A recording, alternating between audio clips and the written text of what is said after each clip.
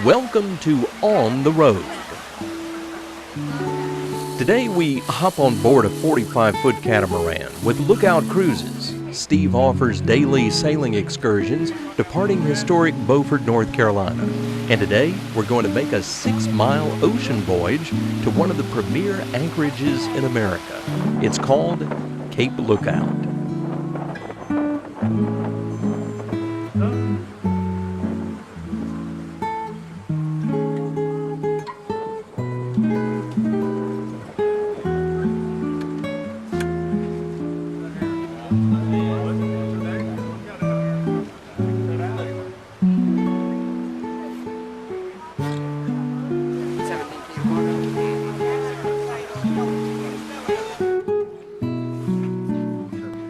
We're told that dolphins began appearing in the area about 4 days before we got there, and to surprise delight, they decided to put on a show for us.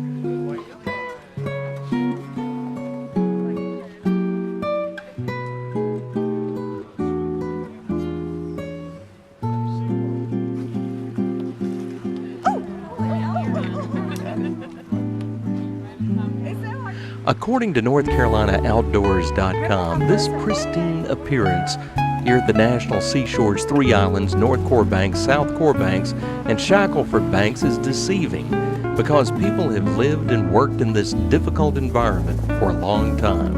In fact, history says that the Core Banks were occupied by natives during the 1524 voyage to the New World. That's the year 1524. Colonial sailors frequently used Lookout Bight as a safe harbor during storms and hurricanes. Pirates such as Blackbeard found its protected waters a convenient place to launch raids on merchant shipping. The wild ponies that live in the area are believed to have been left behind by Spanish explorers. Today, you'll find some of the best shelling in the world right here.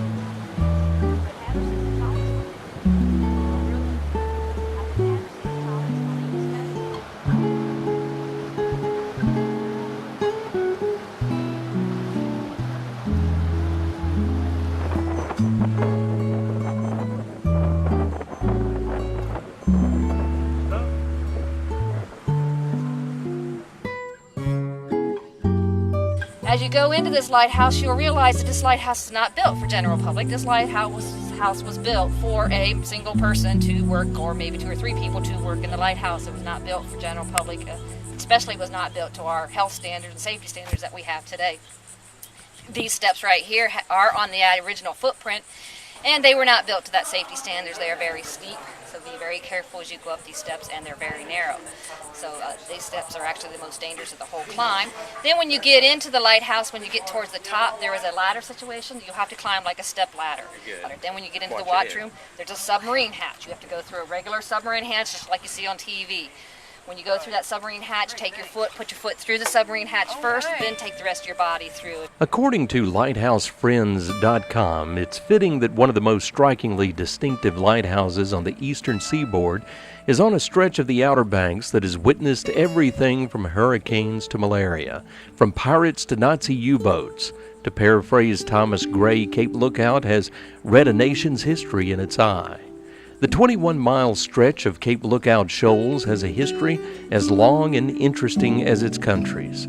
The land has been inhabited for centuries. In 1524, the Florentine explorer Giovanni de Verrazzano reported native peoples living in the area. And between 1540 and 1570, Spain sent several explorers to the region, although none attempted to colonize. It wasn't until the English settlers came that the Old World got its foot firmly in the door of this part of the New World. North Carolina saw the first attempts at English colonization in 1585, and by 1650, hundreds of settlers had moved south from Virginia. At that time, the region was under control of the Lord Proprietors, complete with a constitution drafted by John Locke, until 1729, when North Carolina became a royal colony. But on April the 12th of 1776, North Carolina became the first colony to call for independence from England. It's just been in the past couple of years that the National Park Service has taken over Cape Lookout and opened the lighthouse for viewing. You have to schedule in advance.